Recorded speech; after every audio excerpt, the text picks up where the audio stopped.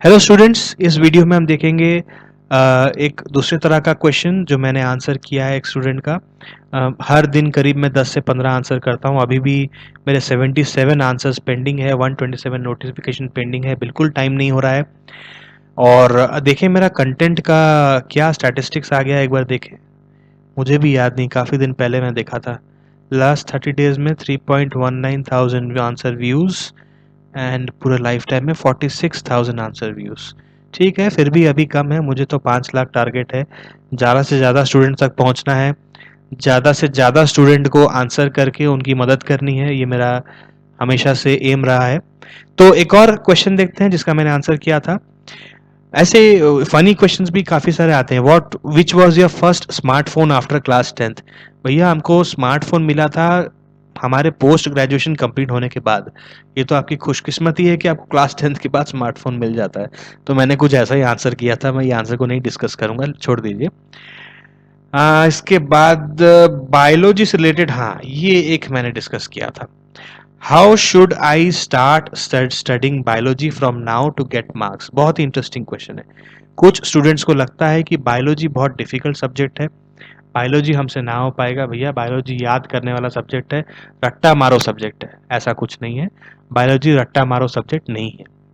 जितना आप समझ के बायोलॉजी को पढ़ेंगे उतना आसानी से आपको बायोलॉजी समझ आने वाला है। ठीक है, तो मैंने उनको पहला लाइन में ये लिख दिया कि मेरे भाई, biology is an interesting and simple subject, जैसा कि सारे सब्जेक्ट्स हैं।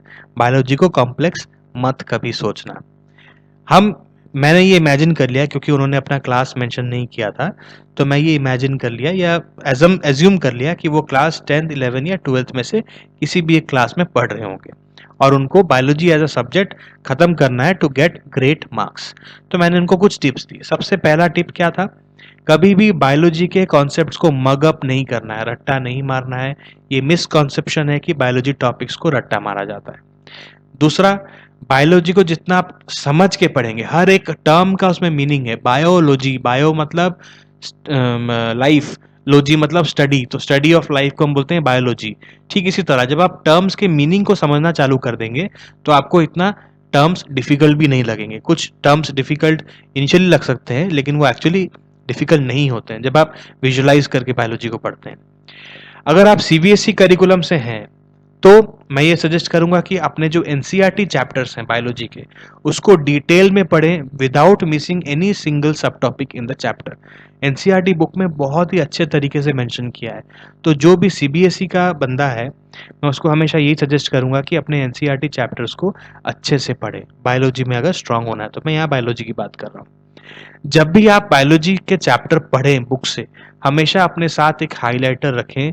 उस हाइलाइटर की मदद से इंपॉर्टेंट कॉन्सेप्ट्स को हाईलाइट करते जाएं। वो आपका पहला स्टेप होता है नोट बनाने का।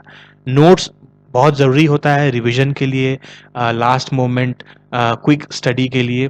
तो हाईलाइट करके जब आप पॉइंट्स रखते हैं, आपको दोबारा लाइन बाय लाइन पूरे चैप्टर को नहीं पढ़ना है। आपको सिर्फ वही पॉइंट्स पढ़ना है जो आपने हाईलाइट किया है।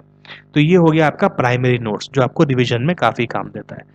सेकेंडरी नोट्स क्या है? जब भी आप ये चैप्टर्स को पढ़ रहे हैं तो साइमल्टेनियसली, या जब आप सेकेंड टाइम उस चैप्टर को पढ़ेंगे, अपने नोटबुक में इंपॉर्टेंट पॉइंट्स को in the form of flow charts हो या in the form of hierarchy हो, अगर आप कोई प्रोसेस समझाना चाहते हैं या समझना चाहते हैं, या कुछ अगर आप एक टाइप्स लिखना चाहते हैं तो कोई कोई एक चीज़ का लिख के उसके एरो मार्क देके टाइप्स लिख सकते हैं, प्रोसेस लिख सकते हैं, कुछ भी ऐसा करके थोड़ा वेरियस टाइप्स का इंटरेस्टिंग ड्राइंग्स बना के, जो आपका टाइम सेव भी हो, वैसे ही बना के अपने नोटबुक में लिखें। पूरा सेंटेंस नहीं लिखना है। पूरा सेंटेंस, काफ़ी बच्चे ऐसा हैं जो अपने नोट्स बनाते समय पूरा सेंटेंस लिखते हैं। नहीं, सिर्फ वही लिखें जो आपको याद रखने के लिए ज़रूरत है। बस वो की पॉइंट जब याद हो जाएगा, अपना सेंटेंस खुद बना के एग्जाम में लिखें, सबसे बेस्ट है वो। तो ये हो गया आपका सेकेंडरी नोट्स। ये बहुत एसेंशियल होता है क्योंकि ये आपको इंपॉर्टेंट की पॉइंट्स देता है जब आप रिविजन कर रहे हैं। कुछ डेफिनेशन हो, प्रोसेस हो, इसको आप सिंगल वर्ड या सिंगल सेंटेंस में लिख सकते हैं। कुछ मान लीजिए आपको सीरीज प्रोसेस याद नहीं हो रहा है। फॉर एग्जांपल, सेल डिवीजन का एक प्रोसेस है माइटोसिस, उसके कुछ स्टेजेस हैं, प्रोफेज, मेटाफेज, एनाफेज, टेलोफेज। अब वो स्टेजेस मुझे सीरीज में याद नहीं हो रहे, उसके लिए मैं एक निमोनिक सेंटेंस बना देता हूँ। निमोनिक सेंटेंस क्या होता है? उस वो सेंटेंस ये होगा, I prefer tea with coffee या I prefer tea and coffee. तो आपका पूरा सीरीज में आई से हो गया इंटरफेस, पी से हो गया prophase, I prefer T, I prefer milk, पहले मिल्क होगा क्योंकि मेटाफेज है, I prefer milk and coffee. तो उसी तरह आपको ये जो सीरीज के स्टेप्स हैं वो याद हो जाते हैं। ठीक है, ये आपके सेकेंडरी नोट्स बन गए जहां पर आपको आसानी से याद रखने वाले पॉइंट्स को, की पॉइंट्स को नोट करना है। हमेशा बायोलॉजी को विजुअलाइज करके पढ़ें कि आप जो पढ़ रहे हैं वो आपको एक्चुअली दिखाई दे रहा है कि नहीं। मैं अगर हार्ट के बारे में पढ़ रहा हूँ तो हार्ट एक्चुअली कैसे बीट कर रहा है, हार्ट में कहाँ पर क्या कैसे ब्लड घुस रहा है, कौन से चैनल से निकल रहा है, कहाँ से इम्प्योर ब्लड निकल के कहाँ जा रहा है, कहाँ से प्योर ब्लड निकल के कहाँ जा रहा है, वो आपको इमेजिन करना है। वो इमेजिनेशन आपको स्ट्रांग करने के लिए आप वीडियोस देख सकते हैं, एनिमेशंस देख सकते हैं, वो आपका टॉपिक को और इंटरेस्टिंग बना देगा। या जैसे कि मैं अपने वीडियोस बना रहा हूँ, वो भी वीडियोस देख सकते हैं। मैं अच्छे 3D डायग्राम यूज़ करता हूँ, 2D डायग्राम यूज़ करता हूँ ताकि आपको पूरा विजुअलाइज कर सकें आप जो पढ़ाई कर रहे हैं। लीफ अगर मैं पढ़ रहा हूँ, अपने हाथ में एक लीफ को देखें, एक्चुअली लीफ दिखता कैसे है, वो लीफ में कहाँ पर स्टोमाटा रहता है, लीफ के अंदर जाने से मुझे क्या क्या चीज़ें दिखाई देती है। मतलब कोशिश करें एक इमेजिनरी वर्ल्ड में घुसने का। अगर मैं सेल के बारे में पढ़ रहा हूँ तो let me go inside the cell, मैं खुद सेल के अंदर जाके देखना चाहता हूँ कि सेल में क्या है, वो इमेजिनरी वर्ल्ड में चले जाएं। जब आप वो विजुअलाइज करेंगे ना उस टॉपिक्स को, तो इट विल बी अमेजिंग, आपको मजा आएगा बायोलॉजी पढ़ने में, believe me. Always try to remember the concept by visualising it. या तो आप उसके पिक्चर्स देखें, या आप जब उसके बारे में पढ़ रहे हैं तो उसके एनिमेशंस देखें, लाइव वीडियोस देखें, और उसकी एप्लीकेशंस भी जानें कि आप जो पढ़ रहे हैं वो क्यों पढ़ रहे हैं। अगर आपको एप्लीकेशन पता होगी ना तो पढ़ने में और मजा आएगा। ठीक है, so more clearly you visualize the concept, better you tend to understand the topics in biology.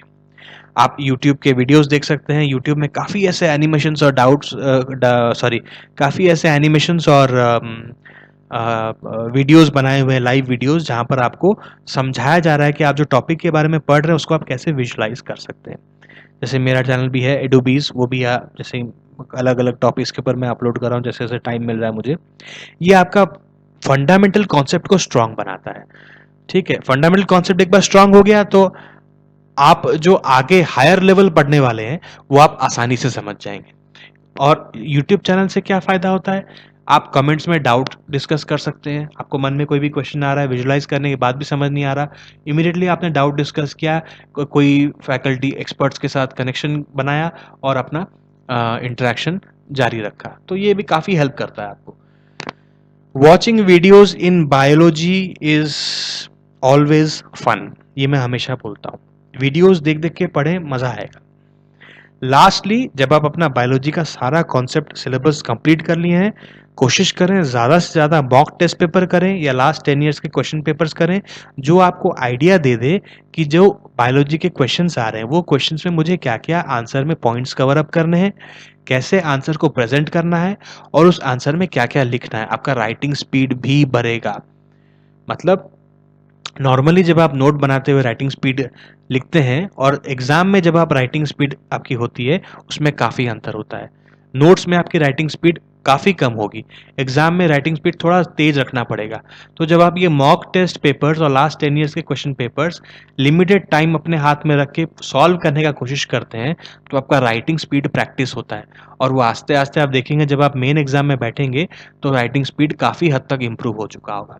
ये बहुत ज़रूरी होता है। आप अपना इवैल्यूएशन करें कि आपने जो अभी तक पढ़ा है वो एक्चुअली आपने समझा है कि नहीं समझा है, कि आप आंसर कर पा रहे हैं कि नहीं कर पा रहे हैं, कैसे आंसर कर पा रहे हैं, कहीं कुछ मिस तो नहीं हो जा रहा है। ये इवैल्यूएशन करना बहुत ज़रूरी है। आंसर भी आप सही तरीके से कर रहे हैं या गलत कर रहे हैं, वो किसी से करेक्शन करवाएं, या अगर आपके पास आंसर सॉल्यूशन रेडी है उससे आप मैच करवाएं। ठीक है, तो ये सारे कुछ टिप्स थे जो मैंने इनको हेल्प किया जानने में कि how should I start studying biology from now to get great marks. ये कुछ इंपॉर्टेंट पॉइंट्स हैं। अगर आपके मन में कुछ ऐसे पॉइंट्स हैं जो आप इसमें ऐड करना चाहते हैं, वो आप कमेंट सेक्शन में डाल के ज़रूर ऐड करें। Thank you so much. मिलेंगे अगले लेसन में जिसमें मैं डिस्कस करूंगा एक और नया क्वेश्चन, एक और नया थॉट स्टूडेंट का, जिसका मैं आंसर ऑलरेडी दे चुका हूँ। Good bye.